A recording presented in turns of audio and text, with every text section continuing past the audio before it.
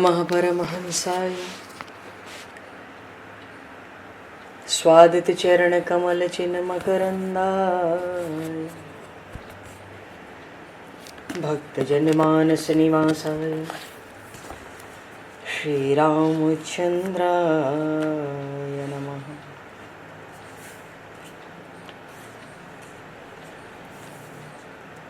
वंदे विदेहतनया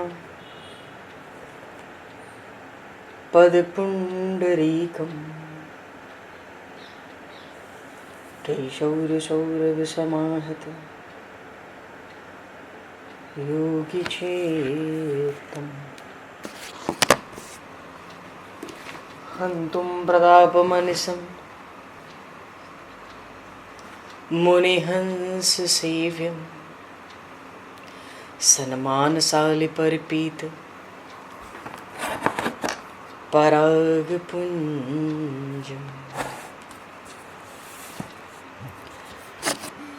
यत्र यत्र रघुनाथकीर्तनं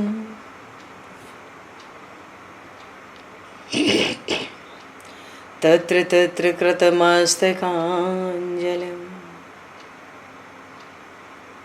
बाष्पवारि परिपूर्णलोचनं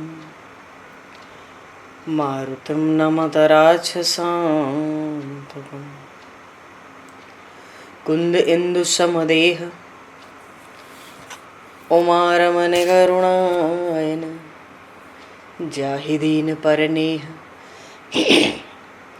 करहु कृपा मर्दन मयन।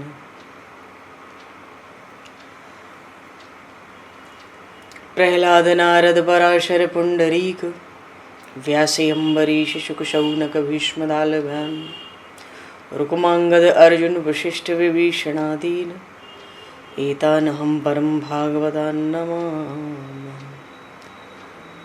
श्री सीतानाथ समारंभां श्री रामानन्दार्य मध्यमाम् अस्मदाचार्य पर्यन्तां वन्दे गुरु परम्पराम्।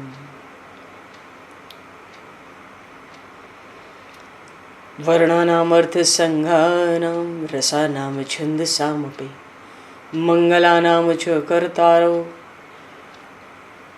वन्दे वाणी विनायकौ।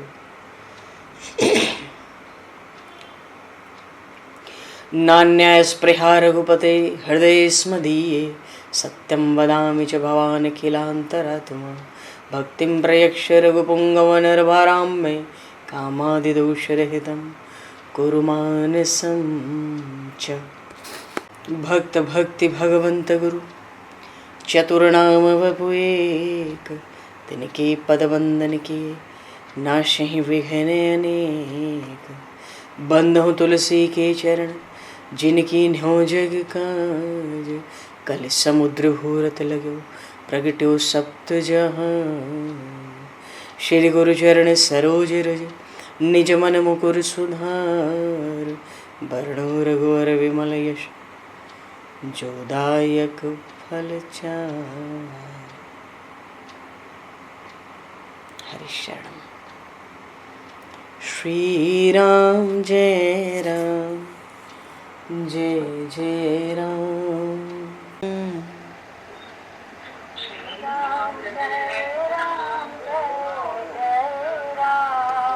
श्री राम जय राम जय जय राम।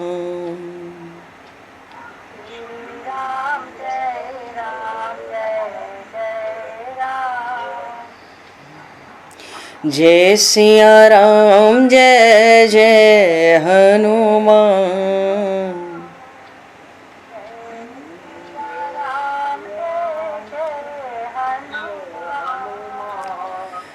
श्री गुरु रामानंद भगवान।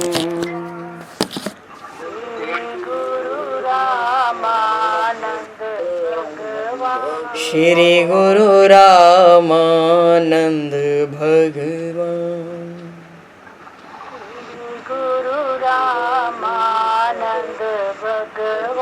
श्री राम जय राम जय जय राम। राम जय राम जय सिया राम जय जय सिया राम। जय सिया राम जय जय सिया राम। जय सिया राम जय जय सिया राम।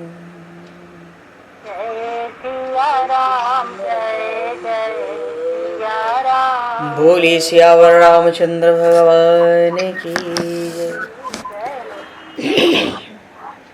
संपूर्ण राम दरबार की जय। श्री अवध मिथिला धाम की जय। श्री बांके बिहारी लाल की जय। 84 कोस ब्रजमंडल धाम की जय। श्री रामचरितमानस जी महाराज की जय। श्रीमन्नाम महाराज की जय। श्री पंडरीनाथ भगवान की जय। कली पावन अवतार गोस्वामी तुलसीदास जी महाराज की जय। सब संतन की जय, सब भक्तन की जय, समस्त वैष्णवन की जय, समस्त पूर्वाचार्य चरणन की जय, समस्त संप्रदाचार्यन की जय। श्री सद्गुरुदेव भगवान की जय।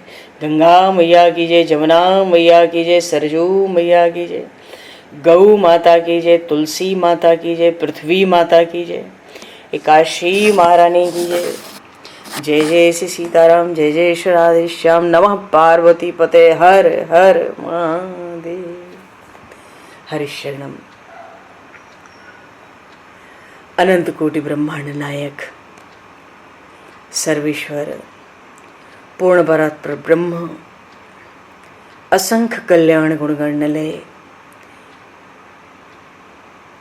भक्तवांशा कल्पतरु शरणागत वत्सल भक्त वत्सल दीनबंधु दया सिंधु श्री कौशल्य आनंद वर्धन श्री दशरथ नंदन श्री जानकी कंठभूषण भगवान श्री सीताराम जी महाराज की असीम कृपा करुणा से श्री हनुमान जी महाराज की परम पावन भावमयी सन्निधि में महापुरुषों की भावमयी उपस्थिति में एवं आप सभी श्रद्धालु भक्त वैष्णवों की मंगल सन्निधि में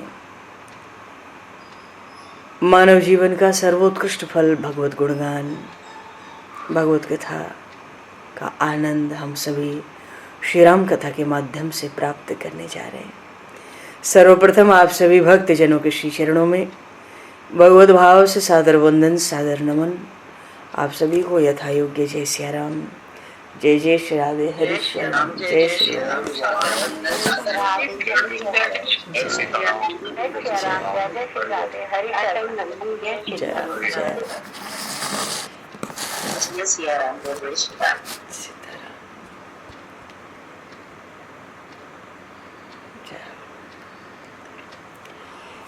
श्री रामचंद्र चरणों मनसा स्मरामि। श्री रामचंद्र चरणों वचसा गृणामि। श्री रामचंद्र चरणों सरसा नमामि। श्री रामचंद्र चरणों शरणं प्रपद्ये। माता रामो मत्पता रामचंद्रः स्वामी रामो मत्सखा रामचंद्रः सर्वस्वं मे रामचंद्रो दयालुर नान्यम जाने नैव जाने न जाने। मंगलम कौशलेन्द्रस्य महनीय गुणालये चक्रवर्ती तनुजाय सार्वभौमाय मंगलम। रामं रामानुजं सीतां भरतं भरतानुजं सुग्रीवं वायुसूनं च प्रणमामि पुनः पुनः।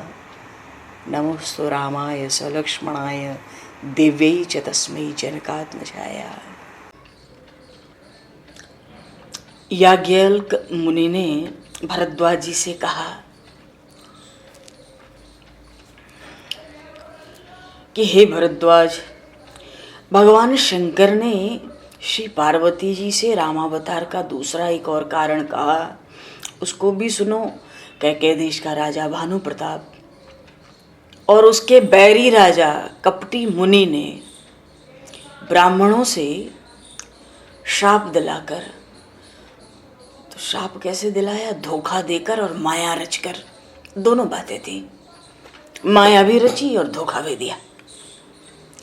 उस प्रताप भानु राजा को सपरिवार साल भर में नष्ट होने का श्राप दिलवा दिया। साल भर में सब नष्ट और सब राक्षस हो जाए। आगे चलकर समय आने पर यही भानु प्रताप राजा, जब ब्रह्म राम ने, पूर्ण परात्पर ब्रह्म सच्चिदानंद घन ने श्री राम रूप से अवतार लिया इस धराधाम पर, तो ये भानु प्रताप उस समय रावण हुआ। उसका भाई जो अरिमर्दन है वो कुंभकर्ण हुआ, और धर्मरुचि नाम का जो सचिव था वो उसका भाई विभीषण हुआ। ऐसे उसके सारे परिवार के लोगों ने घोर निशाचर योनि में जन्म ग्रहण किया।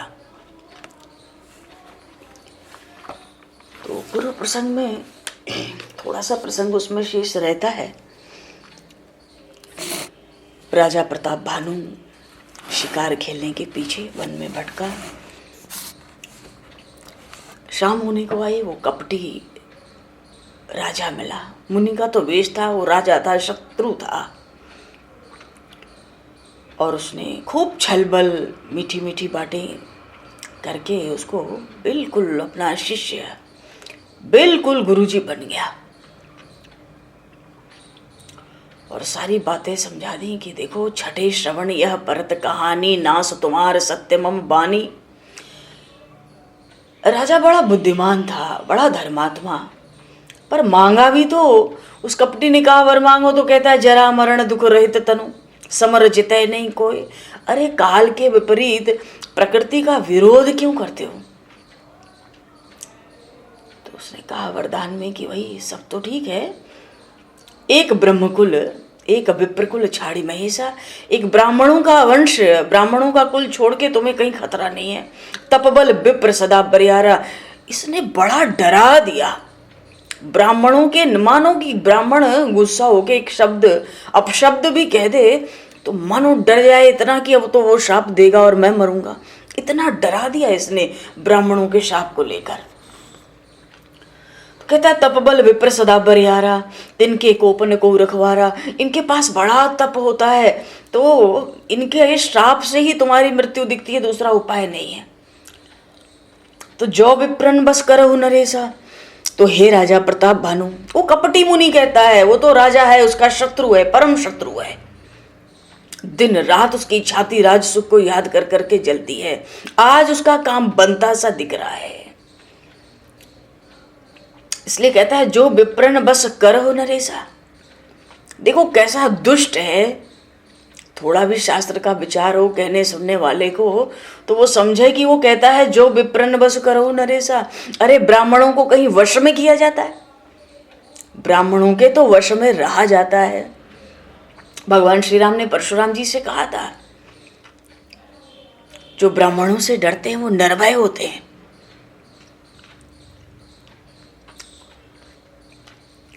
ये सिखाता है कि अगर किसी तरह ब्राह्मणों को वश में कर लो।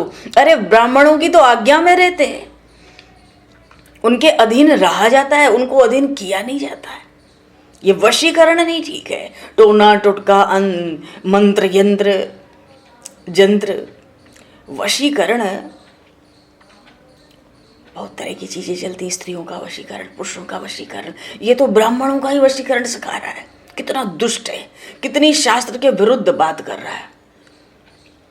कहता है अगर इनको वश में कर लो तो तुम्हारे बस में ब्रह्मा विष्णु महेश भी हो जाए। तो तू बस विधि विष्णु महेशा, ब्रह्मा विष्णु महेश सब तुम्हारे वश में। पर क्या करें राजन, चलन ब्रह्म कुल सन बरियाई। ब्राह्मणों के साथ जोर नहीं चलता।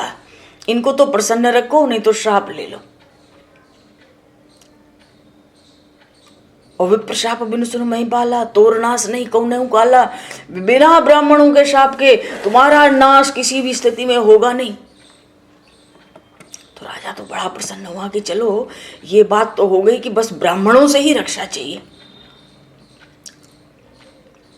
बड़ा प्रसन्न हुआ, सोचता कि अब जब इतनी बात हमारे गुरुजी को समझ में आ गई कि ब्राह्मणों के कोप से ही मेरा नाश हो सकता है, तब तो मेरा उपाय भी कुछ निकल आएगा। वो बड़ा कल्याण मानता है, बड़ा मंगल, अहो भाग्य जो गुरुजी मिले। फिर कुटिल करके बोला, फिर कुटिलता की उसने भीतर। कहता है ये जो सारी बात हमारी तुम्हारी है, सोचता है ये जाएगा राज्य में तो वेद खोलेगा। छठे श्रवण यह भरत कहानी, नास तुम्हारे सत्य मम वाणी। सत्य मम वाणी, मनुष्य श्राप तो अभी दे दिया। शाप ही तो दे रहा है। क्या कहता है, छठे श्रवणिया परत कहानी, 2 को छोड़ के तीसरे को, जहां छठवें कान में पहुंची बात तुम्हारा नाश होगा, सत्य मम बानी, तो शाप ही तो हुआ। इतना भय इसने पैदा कर दिया, किसी को कहना नहीं, और यह प्रगटे अथवा द्विज शापा, ब्राह्मणों का शाप हो या इस बात को तू प्रकट कर दे, तेरा मरना निश्चित है। भानु प्रताप सुन ले। अब तो उसने चरण पकड़ लिए राजा प्रताप भानु ने। वो सोचता है कहने की तो कोई बात नहीं है, वो तो हमारे बस की बात है, हमारी और गुरु जी की बात है।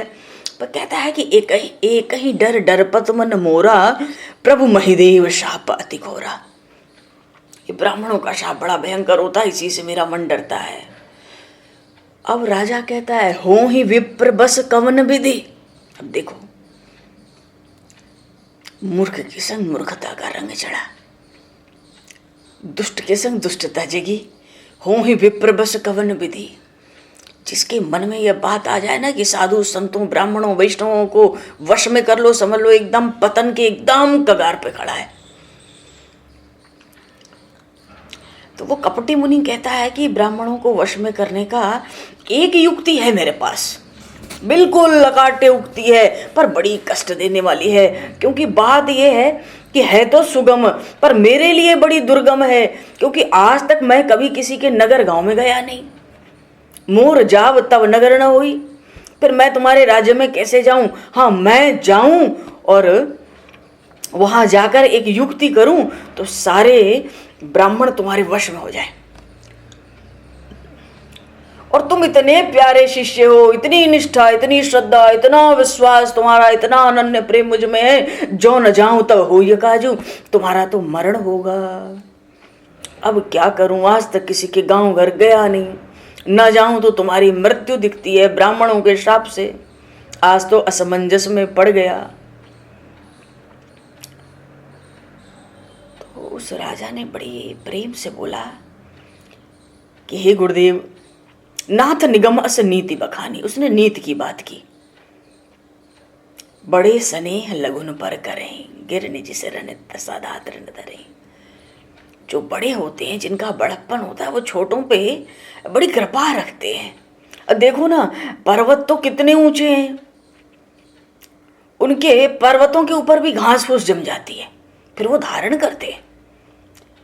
और समंदर देखो, अथाह जल है, पर उसके ऊपर फेन होता है तरंगों में, उसको भी धारण करता है। और धरती पृथ्वी देखो, माता है, क्या शक्ति है, पर ऊपर देखो धूल धारण करती है। बिल्कुल ठीक बात की है उस राजा ने, नीति और शास्त्र की मर्यादा से। इतना कहते ही चरण पकड़ लिए गुरु जी के, उस कपटी मुनि के उसने, कि इसलिए आप भी मुझ पर कृपा करो, आप बहुत बड़े हो, मैं बड़ा तुच्छ जीव हूं। मोह लागी दुख सही प्रभु, सज्जन दीन दयाल। कष्ट साध्य मत कहो, मेरे लिए थोड़ा दुख उठाओ, मेरा काम बनेगा, मैं आपको प्रसन्न करूंगा। तो कपटी मुनि तो जानता था कि ये मेरे पूरे अधीन है, मेरे वश में है ये। कपट में बड़ा, कपट छल कपट करने में बड़ा चतुर था।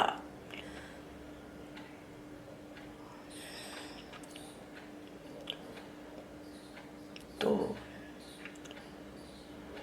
कहता है कि मैं तुमसे सच सच कहता हूं, जग नाहिन दुर्लभ कछु मोहि। मेरे लिए तो तुम जानते हो जगत में कुछ भी दुर्लभ नहीं है। मैं तो एक तनु हूं, जब से सृष्टि बनी तब से हूं। कितना शुद्ध हूं, क्या क्या कर सकते, कितने ब्रह्मा विष्णु महेश तो आते जाते मैंने ऐसे देखे।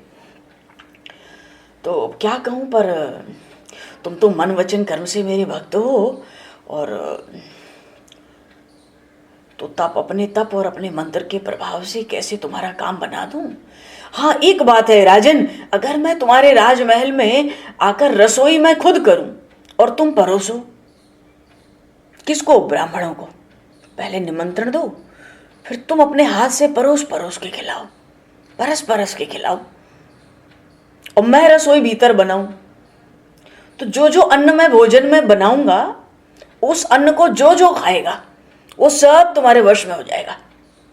इतना ही नहीं, जो पंगत में बैठकर खाएगा वो तो वश में होगा, और उसके घर में जितने खाएंगे जन्म भर जीवन भर, वो सब भी वश में हो जाएंगे। तो तुम ऐसा करो, 1 साल का संकल्प करना, और नित्य 1 लाख ब्राह्मणों को भोजन के लिए निमंत्रण देना। भाई चक्रवर्ती सम्राट, उसको काय बात की कमी है? तो 1 लाख ब्राह्मण रोज खाएंगे, जन्म भर 1 लाख ब्राह्मणों के घर में सब ब्राह्मण ही तो जाएंगे।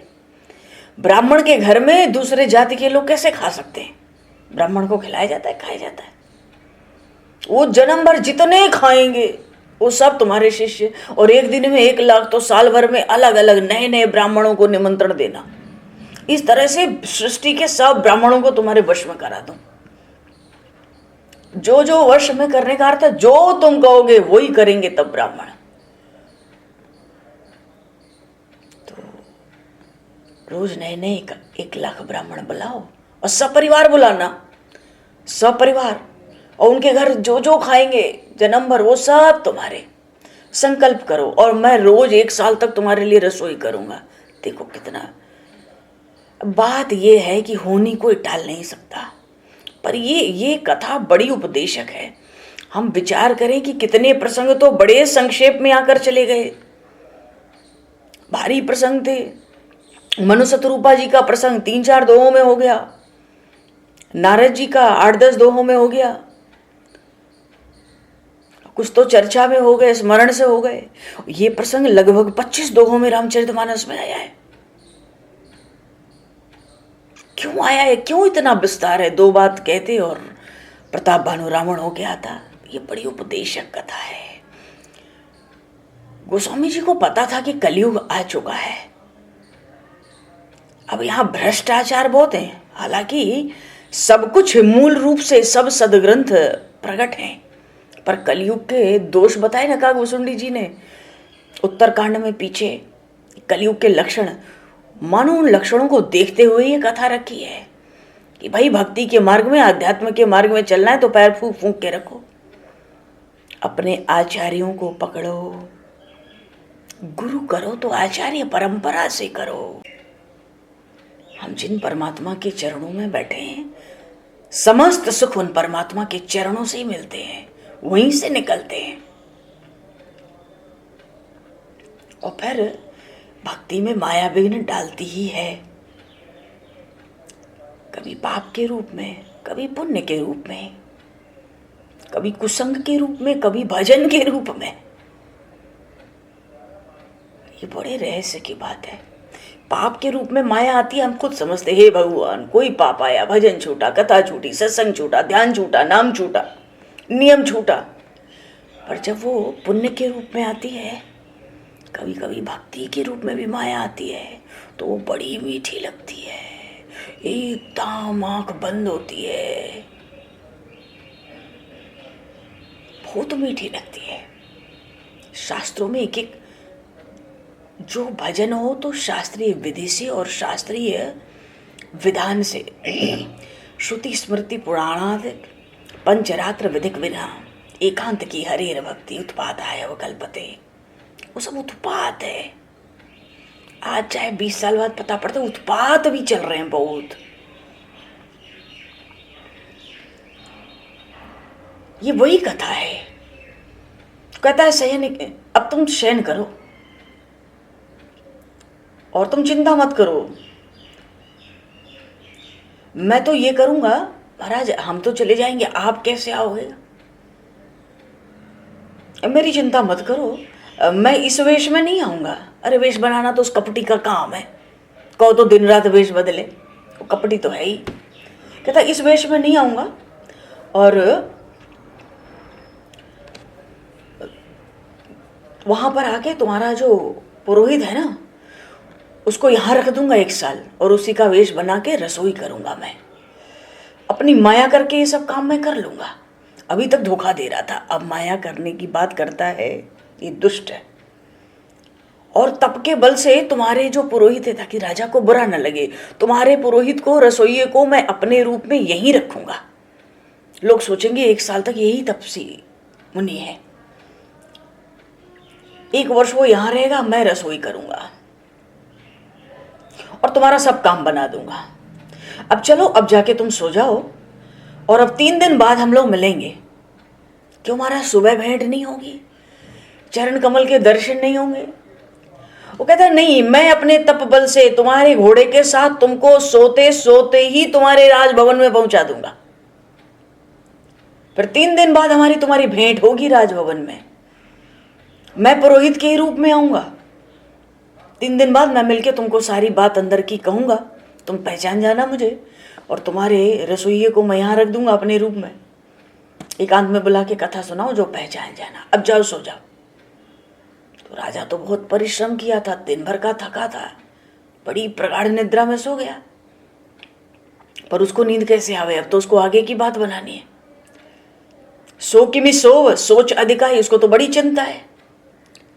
तो काल केतु निश्चर को बुलवाया। वो यही वही सुअर है जो भगा के ले गया था। बात यह है कि वो कोई पशु नहीं था भयानक भयंकर, वो एक बड़ा मायावी राक्षस था। प्रताप भानु ने उसके, वो तपस्वी मुनि का, कपटी मुनि का बड़ा मित्र था एक तो, और बड़ी माया रचने में बड़ा निपुण था। उसके 10 पुत्र और 10 भाई, 100 पुत्र और 10 भाई को प्रताप भानु ने मार दिया था। क्यों? प्रताप भानु धर्मात्मा राजा था। वो देवता, ब्राह्मण, संत, गाय, पृथ्वी सबका पालन करने के लिए दुष्टों का वध करता था। तो इस काल केतु जो सुअर बन के वन में आके छल करता था दिन भर इसके संग, उसके 100 पुत्र 10 भाई को भानु प्रताप ने कभी मार दिया था। ये इतना दुष्ट है कि ये बिल्कुल अजेय राक्षस है, मानो इसको जीतना बहुत कठिन है, और देवताओं को बड़ा दुख देने वाला था ये। तो इसने पिछला बैर जो था भीतर संभाल के रखा था कलेजे में, कपटी मुनि की तरह। और आज उस तपस्वी से मिल करके इसने सलाह की, लेकिन भावी बस न जहां न कछुराऊ, वो तो बढ़िया सो रहा है, क्या होने वाला उसको पता ही नहीं है। तो जो शत्रु है ना, वो अकेला भी हो तो उसको वो छोटा नहीं गिनना चाहिए। देखो ना, राहु और केतु आज भी सूर्य चंद्रमा को घस रहे हैं। अलग हो गए, 2 टुकड़े हो गए, पर आज भी दुख देते हैं। बड़े प्रसन्न होके दोनों रात को मिले। उसने कालकेतु को सब कथा सुनाई उस कपटी ने। बड़ा सुखी हुआ वो राक्षस। बोला बस बस, तुम्हें जितना काम करना था तुमने कर दिया। अचानक क्या संयोग बन गया, बैठे बिठाए सब काम बन गया। अब तुम अगर मेरी बात मानो तो सब सोच तो तुम छोड़ दो। अब तो ये समझो कि बिन औषधि व्याधि विधि कोई। ब्रह्मा जी ने तो बिना औषधि के ही रोग समाप्त कर दिए हमारे हृदय के। इसके कुल के साथ, परिवार नहीं, पूरा वंश कुल, इस शत्रु का जड़ उखाड़ दूंगा। और 3 दिन के बाद, चौथे दिन माकर के बाद मैं आकर तुमको यही मिलूंगा। बहुत संतुष्टि दिया उस तपस्वी को राक्षस ने। क्यों? काम तो अभी तक उस तपस्वी ने किया था, और परिणाम देना है राक्षस को। तो चिंता तो उसको है भाई, कहीं भेद खुला तो फिर मरेंगे। बड़ी सावधानी से बोले नहीं, तुम एकदम चिंता छोड़ो, तीसरे दिन, 3 दिन छोड़ो, चौथे दिन मिलूंगा। अब तो उसने भानु प्रताप को एक क्षण में 70 योजन दूर उसके राजमहल में, रानी के बगल में राजमहल में सुला दिया। उसका घोड़ा लिया और हैशाला में, घोड़े के शाले में बांध दिया। और उसका जो पुरोहित था रसोईया, उसको उठाया और एक पहाड़ की गुफा में ले जाके फेंक दिया, बंद कर दिया, और अपने रसोइये का रूप बना के वहां बैठ गया। इसने क्षण में ये सब काम किया। वो बड़ा मायावी था। राजा जगा, देखी भवन अति अचरज माना, अरे मैं तो राजमहल में। तो गुरु की महिमा का मन मन गुणगान करने लगा। वाह, गुरु जी ने कहा था। धीरे से उठा कि रानी को भी पता ना लगे। क्यों? सब पूछेंगे भाई राजा कब आ गया रात को, राजा चक्रवर्ती आ गया, पता ही नहीं पड़ी। धीरे से उठा, और राजा है जैसे दूत छिप छिप के काम कर लेते। बाहर जाके फिर थोड़ा सुबह होने पे फिर आया वो। घर घर उत्सव बाज बधावा। एक दिन राजा नहीं था, बड़ा शोक छा गया। भय हो जाता है भाई राजा का, बड़ा उत्सव हो रहा है। और जब पुरोहित को देखा, रसोइये को, तो राजा को बड़ा आश्चर्य हुआ। आश्चर्य से देखा, पर अभी उसको पक्का नहीं है, क्योंकि उसने कहा था मैं चौथे दिन आके तुमसे मिलूंगा। तो सोचा 3 दिन बाद यही पुरोहित का रूप बना के गुरुजी आने वाले पास में। 3 दिन तो उसको युग के समान बीते, एक एक क्षण। उससे उतनी प्रतीक्षा ही नहीं होती कब गुरु जी आवे, कब दर्शन हो। उसको तो लौ लग गई थी। तो 3 दिन बाद वो कपटी आया, कालकेतु राक्षस पुरोहित के रूप में, और सब बात समझा के कह दिया कि देखो मैं वही हूँ, तुम जंगल में भूल गए थे, आए थे हमारे पास, और मैंने तुम्हें एक क्षण में यहाँ पहुँचा दिया, और तुम्हें 1 साल के आप संकल्प करना है, आज से शुरू करो संकल्प, और 1 लाख ब्राह्मण नए नए सपरिवार रोज निमंत्रण दो, 1 साल तक चलेगा, सारे ब्राह्मण तुम्हारे वश में हो जाएंगे, इसके अलावा तुम्हारे नाश का कोई उपाय नहीं है। और राजा एकदम प्रसन्न, गुरु को पहचाना, ब्रह्मवश रहा नचेत, बिल्कुल असावधान है, इतना बड़ा चक्रवर्ती सम्राट हो गए बिल्कुल। और तुरंत उसी असावधानी में उसने 1 लाख ब्राह्मण कुटुंब के परिवार के साथ निमंत्रण दे दिया। अब उस कालकेतु राक्षस ने जेवनार की भोजन बनाया, वेदों में जो विधि है ना, जितने तरह तरह के व्यंजन वो बनाया, पर मायामय रसोई की उसने, इतने व्यंजन कोई गिन नहीं सकता, सब नकली है। पशुओं का उसमें मांस डाल दिया, और फिर उसमें ब्राह्मणों का भी मांस डाल दिया उसने। और भोजन करने के लिए राजा ने ब्राह्मण बुलाए, सब परिवार 1 लाख, सबके चरण धुला के सबको आसन दे देकर बिठाया राजा ने। और परसन जब ही लाग महिपाला, भय आकाश बानी ते काला। जैसे ही वो परोसने लगा राजा, भीतर वो राक्षस बना था पुरोहित के रूप में, ये परसता, बात पहले हुई थी, आकाशवाणी हुई, विप्र वृंद उठ उठ गृह जाहू, है बड़ी हानि अन्न जनि खाहू, भयो रसोई भूसर मासु, सब दुज उठे मान विश्वासु। आकाशवाणी हुई, कोई ब्राह्मण अन्न मत खाना, बड़ा हानि है, बड़ी नुकसान है, तुम्हारा ब्राह्मणत्व नष्ट हो जाएगा, तुम्हारे लाखों वर्षों का पूर्वजन्म का तप नष्ट हो जाएगा, सावधान हो जाओ, बिल्कुल खड़े हो जाओ, अपने अपने घर जाओ। आकाशवाणी कहती है उठो और घर जाओ, विप्र वृंद उठ उठ गृह जाओ, जल्दी करो, बड़ा अनुचित है, बड़ा अनर्थ हो रहा है यहाँ। सब ब्राह्मण उठ गए। आकाशवाणी ने कह दिया भयो रसोई भूसर मांसू, अरे इस भोजन में ब्राह्मण का मांस तक मिला हुआ है, उठो घर जाओ। सब द्विज उठ गए, विश्वास माना। अब तो जब प्रताप भानु ने ये आकाशवाणी सुनी, खाया किसी ने नहीं, भोजन किसी के मुख में नहीं गया, पहले ही आकाशवाणी हो गई। अब तो वो व्याकुल हो गया आकाश, क्योंकि धर्मात्मा था, शास्त्रज्ञ था, पर जब होनी होनी रहती है, तुलसी जैसे भवतव्य था तैसे हो ऐसा है। अब तो ये व्याकुल हो गया, ये क्या वाणी हो रही है। और होनहार कुछ होना था, नहीं तो तुरंत बोल पड़ता, कुछ भी कह सकता था वो, लेकिन जो होनी रहती है ना, भावी बस ना आव मुखवाणी, वो इतना व्याकुल हो गया, पसीने पसीने कांपने लगा, कुछ बोल ही नहीं पाया। और तुरंत ब्राह्मणों ने भयंकर कोप करके, क्रोध करके उसको श्राप दिया, कुछ विचार नहीं किया, भयंकर श्राप दिया ब्राह्मणों ने। अरे तुम भी विचार करते, खाया तो नहीं था, चक्रवर्ती सम्राट है, तुम्हारा राजा है। पर राजा की तो बोलती बंद हो गई आकाशवाणी सुन के, उसको विश्वास ही नहीं हुआ ये क्या हुआ। उसको तो झटका लग गया, मानो जैसे एकदम कलेजे में दर्द उठ गया हो। उतने में ब्राह्मणों ने बिना विचार के श्राप दिया, जाए निशाचर हो नृप मूढ़ सहित सपरिवार।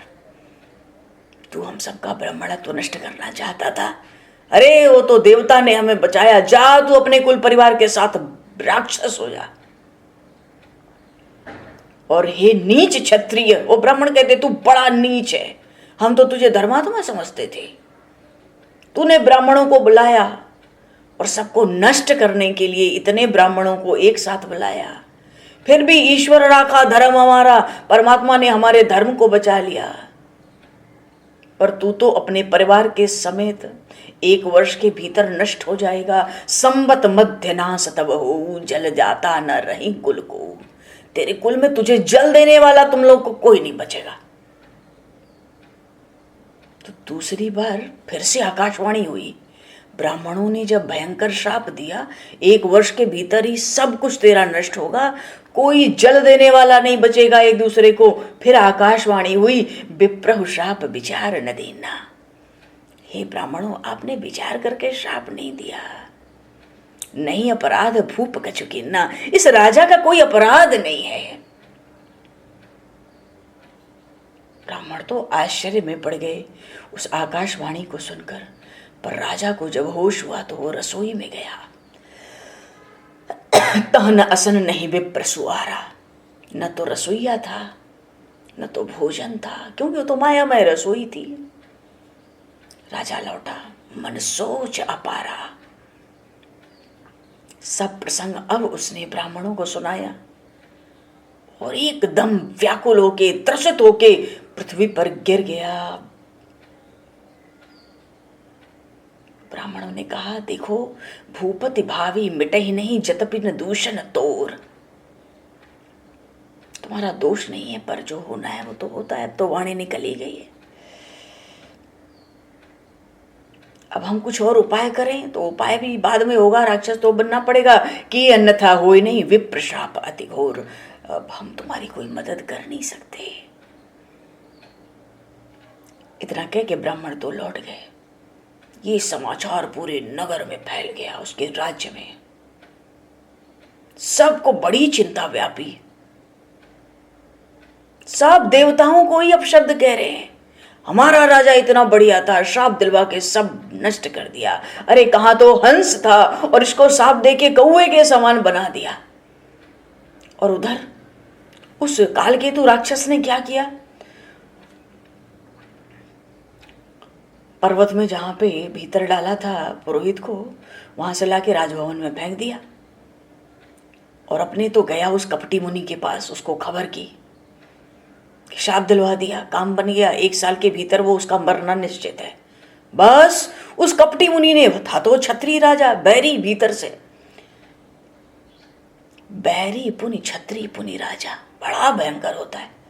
उसने पूरे द्वीप के द्वीप जितने राजा थे सबको चिट्ठी लिख दी और बोला सब लोग अपनी सेना लेकर आओ, क्योंकि सबके पास दिग्विजय किया था प्रताप भानु ने एक समय। बोले इसको शाप मिल गया है, इसका मरना निश्चित है, सब लोग अपनी सेना सजाकर आओ, इसके ऊपर आक्रमण करेंगे मिलके, इसको मार डालेंगे, ये मर जाएगा और राज्य हम लोग ले लेंगे। उसने मिला लिया जिनको मिला सकता था सबको। अब तो सबने आके घेरन नगर निशान बजाई, डंका बजा के क्यों घेरा? वो तो ऐसा बलवान, ऐसी सेना थी उस पे, क्योंकि उसको शाप मिल चुका है, वो 1 साल के भीतर मरेगा। अब तो बड़ा भयंकर युद्ध हुआ। बंधु समेत परे निपधरणी, भाई अरिमर्दन के साथ मारा गया राजा प्रताप भानु। सत्य के तुकुल बचा नहीं, कोई नहीं बचा। क्यों? ब्राह्मणों का शाप झूठा तो हो नहीं सकता था। तो प्रताप भानु को जीतकर उन दुष्टों ने नगर को फिर से बसा लिया और अपने अपने नगर चले गए। यश मिला, सबकी जय जयकार हुई। याज्ञवल्क्य जी कहते हैं कि हे भरद्वाज, जब विधाता प्रतिकूल होता है तो धूल का कण भी सुमेरु पर्वत जैसा हो जाता है, पिता भी यमराज जैसा व्यवहार करता है और रस्सी भी उसको सर्प के समान भय देने वाली हो जाती है। धूरि मेरु सम जनक जम दाही ब्याल सम दाम। तो आज धूल मेरु, ये राजा उस प्रताप भानु के आगे ये सब राजाओं की सेना धूल की तरह थी। आज ये सुमेरु पर्वत की तरह होके राजा भानु प्रताप को ही धूल में मिला दिए। चलो जो हुआ सो हुआ। अब समय पाकर हे भरद्वाज, यही राजा प्रताप भानु भयउ निशाचर सहित समाजा, अपने सपरिवार, अपने पूरे कुल समाज परिवार के साथ भयंकर राक्षस बनकर प्रकट हुआ। ये कौन सा राक्षस था प्रताप भानु? 10 सिरता ही 20 भुजदंडा, रावण नाम वीर बरिवंडा। ये रावण हुआ, इसके 10 सिर थे, 20 भुजाएं थी। और भूप अनुज अरिमर्दन नामा, इस राजा का छोटा भाई जो अरिमर्दन था, अरिमर्दन नाम का, भयउ सुकुंभ कर्ण बलधामा, वो बल की सीमा कुंभकर्ण बन के प्रकट हुआ। और सचिव जो रहा धर्म रुचि चासु, जो इसका सचिव था बड़ा धर्मात्मा, जिसका नाम धर्म रुचि था, भयउ विमात्र बंधु लघुतासु, वही इसका भाई विभीषण हुआ। नाम विभीषण जेहि जग जाना, विष्णु भगत विज्ञान निधाना। और भी जितने रहे जे सुत सेवक नृप केरे, भय निशाचर घोर घनेरे। जितने इसके सेवक थे, सुत थे, सेना थी, सब भयंकर, ये सब भयंकर राक्षस हुए। भयंकर कहने का अर्थ क्या है? काम रूप खल जिनस अनेका, बड़ी बड़ी जाति इनकी, ये सब काम रूप। काम रूप का अर्थ है इच्छा रूप धारण करते थे। वाल्मीकि रामायण में आया राक्षसा काम रूपीण, जैसी इच्छा होती वैसा वैसा रूप बनाते थे, बड़े कुटिल, बड़े भयंकर। और विगत विवेका, इनको विवेक ज्ञान नहीं था। इतना अनाचार, इतना अत्याचार, इतना बड़ा परिकर समाज इसका कुल वंश था, क्या कहना है, उसका कोई अंत ही नहीं है। कृपा से सब रहित हैं, बड़े हिंसक मान पापी, अरे बरन न जाहि विश्व परतापी। ये अनंत विश्व सृष्टि को कितना दुख देने लगे, उसका वर्णन नहीं किया जा सकता।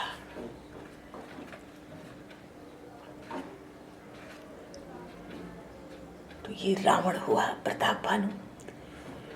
ये ऐसा ऐसा जब राम रावण युद्ध हो रहा था, ये प्रताप भानु की कथा कई जगह रामायण में आई है, लेकिन फिर भी दुर्लभ कथा है। पर गोस्वामी जी ने इसको बड़े बढ़िया से रखा है, बड़ी उपदेशक, बड़ी शिक्षाप्रद कथा के रूप में। और रावण का बीज यहीं से आया, ये बात भी कह दी। रावण का भी तो परिचय होना चाहिए। मूल रूप से तो लोग यही जानते, भगवान राम आए, रावण को मारे। रावण कौन था भाई? क्या ऐसा रावण था वो?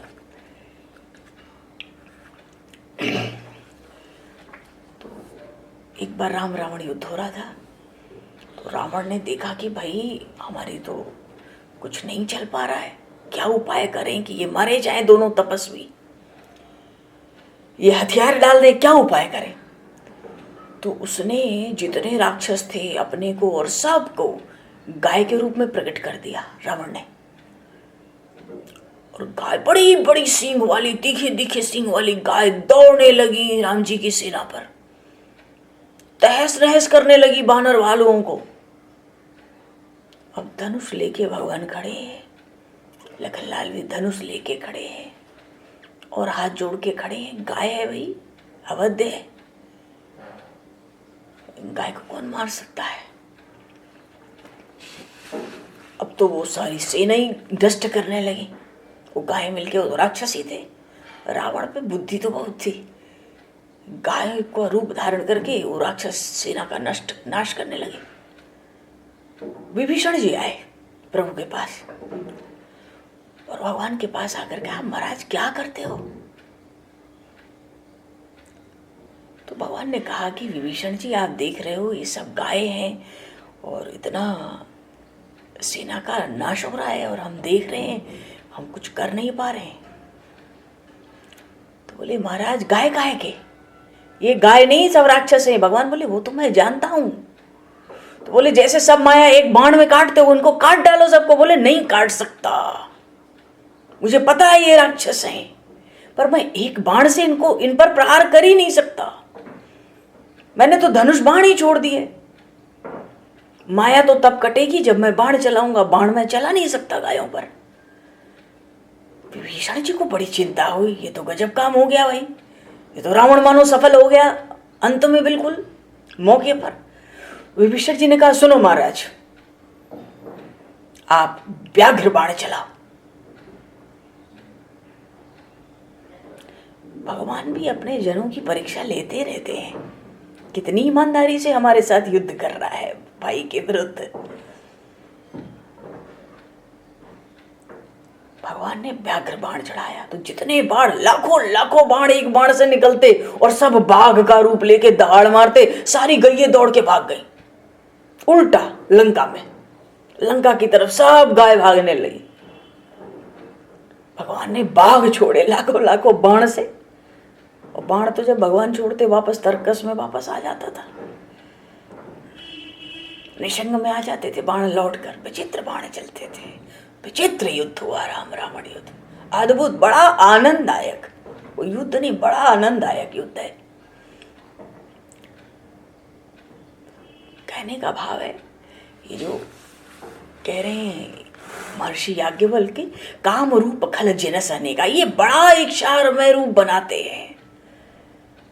रूप बनाने में तो इनका क्या पूछना है। हालांकि ये उत्पन्न हुए हैं पुलत्स्य कुल में, बड़ा पावन बड़ा निर्मल वंश है इनका, उत्तम कुल पुलस्त के नाती।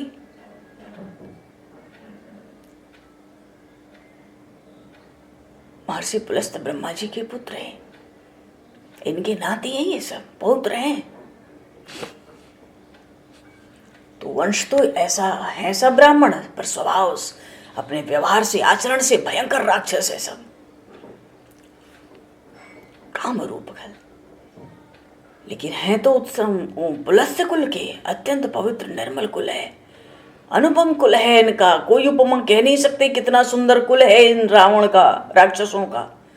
तदपि महीसुर साप बस भय सकल अघरूप, ब्राह्मणों के शाप के कारण ये भयंकर पाप रूप में ही प्रकट हुए।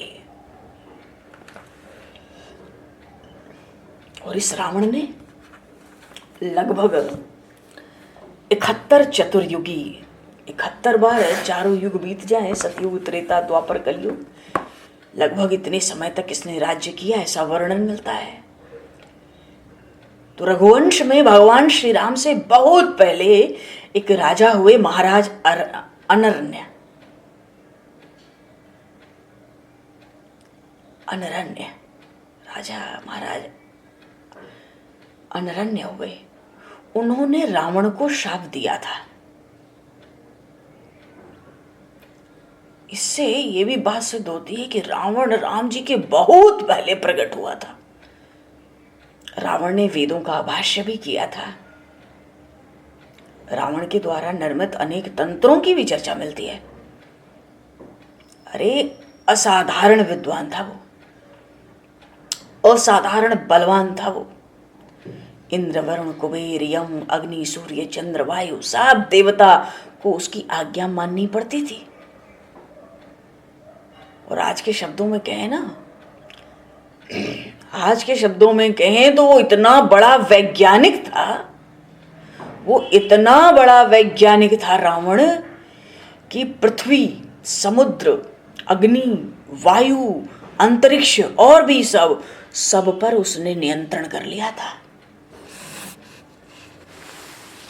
अरे जन्म और मृत्यु उसके नियंत्रण में थे। वर्षा गर्मी शीत सब उसकी इच्छा के अनुसार होते थे। जब चाहे गर्मी हो जाए, जब चाहे ठंडी हो जाए, जब चाहे बरसात हो जाए। रोग उसके राज्य में आ नहीं सकते थे। केवल अन्न फल और साग सब्जी ही नहीं थी, रत्न बड़े बड़े पर्वत समुद्र भी रावण की इच्छा के अनुसार भीतर से सारा रत्न निकाल के उस रावण को दे देते थे। अगर जैसे कहते ना अकाल पड़ता है, वो अकाल भी बिना रावण की इच्छा के नहीं आ सकता था। अगर ज्यादा बरसात हो गई तो इंद्र की मजाल नहीं है ज्यादा बरसात हो जाए। महामारी आंधी भूकंप ज्वालामुखी सब कुछ नियंत्रण करके रखा था वो रावण। वो केवल श्री सीता जी को उठा के नहीं ले गया था, वो केवल इसलिए नहीं मारा गया, वो इतना भयंकर था इसलिए एक निमित्त बनाकर, एक ब्याज बनाकर भगवान ने उसको मारा है। उसको मारना बड़ा जरूरी था। वो इतना महान पापी हो, भयंकर, अपने कुल परिवार वंश के साथ, और 71 4 युगों को पार कर जाए, 71 बार।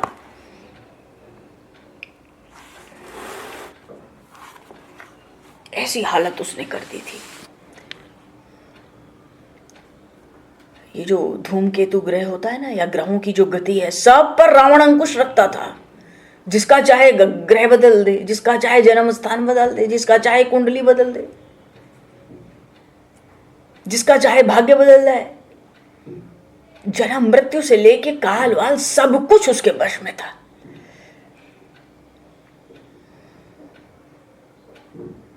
मानो ये कोई अति मानव, अति जीव था, कोई अति राक्षस व्यक्तित्व का था रावण।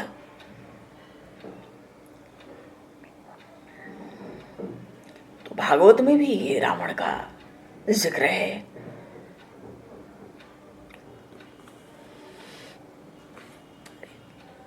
पुराणों में भी रावण के पूर्वजन्मों की कई कथाएं। यहाँ तो ये भानु प्रताप की कथा, जो ब्रह्म राम के समय ये रावण प्रकट हुआ, अच्छा, एक और कारण भी, रामावतार का एक कल्प का सूरदास जी महाराज ने वर्णन किया है, और वो पुराणों में भी है। एक रामावतार सूरदास जी ने भी लिखे हैं चरित्र राम जी के, और एक ग्रंथ है अद्भुत रामायण, उसमें भी राजा अम्बरीश का प्रसंग आता है। ये राजा अम्बरीश अयोध्या के राजा थे, ये जो त्रिशंकु थे ना, त्रिशंकु के पुत्र हैं राजा अम्बरीश। हमें तो यही स्मरण हो रहा है, त्रिशंकु के ही पुत्र हैं राजा अम्बरीश।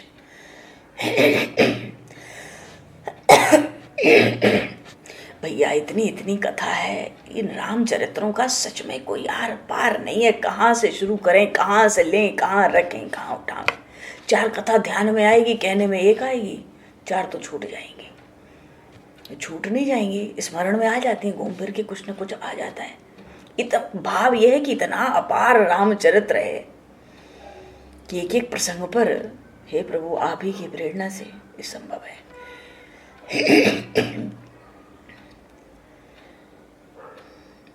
रावण ने देवताओं को भी वश में किया था, दैत्यों का संग, दानवों का संग, राक्षसों का संग पाकर ना ये भयंकर राक्षस हुआ। ऐसा भयंकर राक्षस हुआ उसने युग धर्म की मर्यादा ही नष्ट कर दी। यज्ञ, देव पूजन, वैदिक उपासना सब की जड़ उखाड़ दी। उसके आश्रय में रह के जो बड़े ही दुष्ट पापाचारी असुर दैत्य थे ना, दानव, तपस्वियों का, सत्पुरुषों का उत्पीड़न संहार करने लगे। मानो इतने महान अनाचारी, दुराचारी, महापापी रावण का वध करने के लिए उन परम पुरुष श्री राम का अवतार हुआ।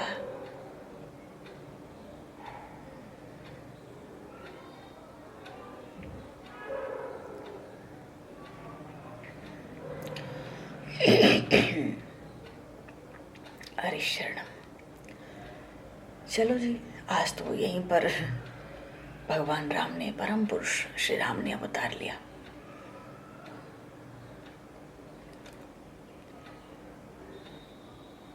भगवान का अवतार, अवतार का तो क्या कहा जाए, राम अवतार का तो अर्थ होता है उतरना। संसार की सब आकृतियां समय के प्रभाव में वैसे ही बनती, बदलती, मिटती रहती हैं। जैसे कहते हैं ना, नदी के प्रभाव में जल में स्थान स्थान पर कुछ न कुछ परिवर्तन होता है।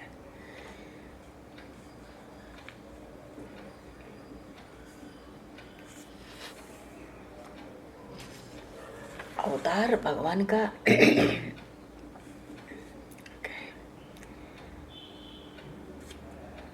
रावण तो कहता था ना कि मैं कभी नहीं मरना चाहूंगा यदि मेरे वश में हो तो, ऐसा वरदान चाहता था। जीव मात्र ही अपनी अखंड सत्ता चाहता है, क्यों? वो सच्चिदानंद घन ब्रह्म का अंश है ना, इसलिए हर जीव अखंड सत्ता चाहता है, मरना कोई नहीं चाहता। स्वयंभू मनु और शत्रुपा जी को भगवान का दर्शन हुआ। बहुत से लोगों की ऐसी धारणा, कहते हैं कि भगवान का जीव को जब दर्शन हो जाता है किसी भक्त को, तो फिर उसका शरीर रहता नहीं है। ये बात नहीं है। देखो, मनु और शत्रुपा जी के प्रसंग में उनको भगवान का प्रत्यक्ष दर्शन हुआ। राम वामदेव से सीता सो गए, पूरे स्वरूप के साथ दर्शन हुआ। पर बहुत रहे वो, फिर भी रहे, बहुत समय के बाद वो अमरावती गए। परमात्मा के दर्शन के बाद भी मनुष्य का शरीर रहता है, रह सकता है, नहीं रहने वाली बात नहीं है। ऐसे भी बहुत से प्रमाण हैं। अगर ये होता कि परमात्मा का दर्शन मिलने पे शरीर पूरा हो जाएगा तो लोग परमात्मा का दर्शन चाहते ही नहीं, क्योंकि मरना कोई चाहता नहीं। हर जीव अखंड सत्ता चाहता है।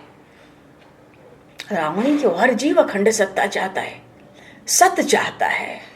सत का अर्थ ही होता है जिसका अस्तित्व नित्य हो।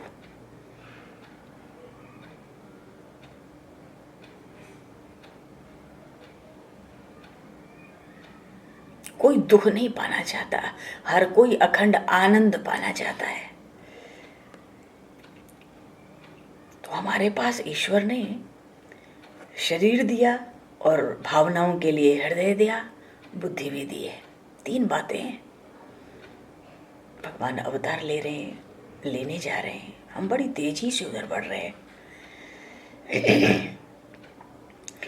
तो शरीर, हृदय और बुद्धि 3 चीजें हैं। भावनाओं के लिए हृदय, बुद्धि और शरीर। इन तीनों को या तीनों में से किसी एक को ईमानदारी से उस सच्चिदानंद को पाने के लिए हम लगा दें तो वो मिल जाए। और तीनों को लगाना चाहें तो सर्वोत्तम बात है। शरीर अगर हम परमात्मा में लगाएं तो उसका अर्थ क्या है? भगवत पूजा, भगवत कीर्तन, नाम जप, निष्काम सेवा। और हृदय लगाना चाहें, मन लगाने का अर्थ क्या है? भगवान के नाम, रूप, गुण, लीला का चिंतन। मन से भगवान में लग जाए, नाम, रूप, गुण, लीला का चिंतन हो। मानो भगवान के संबंध में भावना करते रहना। और बुद्धि को लगाने का अर्थ क्या है?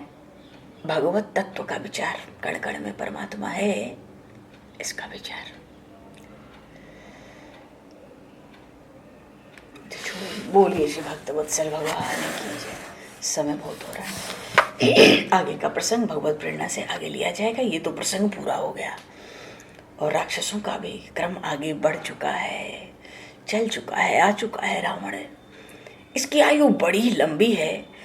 तो प्रभु के प्रागट्य, अब तो बस आने वाले 14-15 दोहों में प्रभु का प्रागट्य है जी।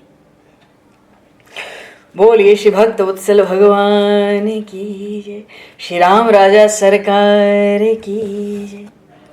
तो समय को दृष्टिगत करते हुए 2 पल नाम संकीर्तन बोलेंगे और वाणी को विराम दिया जाएगा। हरि शरणम। जय सिया राम, जय जय सिया राम।